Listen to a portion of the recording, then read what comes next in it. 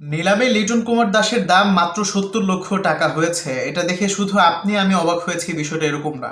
অবাক হয়েছেন রংপুর রাইডার্সের প্লেয়ার নুরুল হাসান সোহানও। হ্যাঁ, নুরুল হাসান সোহান তো লম্বা সময় ধরে রংপুর রাইডার্সের সাথে আছেন, নিলামেও তিনি উপস্থিত ছিলেন। তো প্রেসে তিনি মূলত বলেছেন, লিটন কুমার দাস এখন মূলত যে ধরনের ক্রিকেট খেলছেন, এ ধরনের ক্রিকেট খেলে তিনি ডেফিনেটলি রংপুর রাইডার্সকে আরও অনেকটা দূর এগিয়ে নিয়ে যেতে অবশ্যই হেল্প করবেন।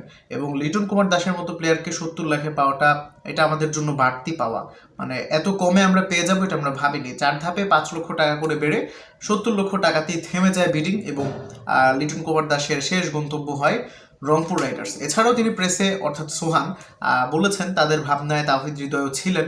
এনিওয়েজ, লিটন কুমার দাসের দাম যে আসলেই একটু কম হয়েছে, 50 লক্ষ টাকা থেকে মাত্র 20 লক্ষ টাকা বেড়েছে, এটা আসলে সত্যিকার অর্থেই একটু অবাক করার মতো। কারণ তার আগের বিটটা হয়েছিল নাইম শেখকে নিয়ে, যাকে নিয়ে রীতিমতো প্রতিটা দলই টানাটানি করেছে, 1,10,00,000 টাকা পর্যন্ত গিয়েছে।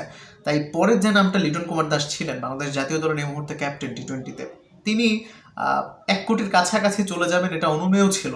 বাট সামহাউ অন্যান্য ফ্র্যাঞ্চাইজিগুলো আর খুব একটা বিট করেনি। এটা আসলে অবাক করার মতো ছিল এবং আসলে প্লেয়াররাও অবাক হয়েছে। Anyways, thanks for watching. আসসালামু আলাইকুম।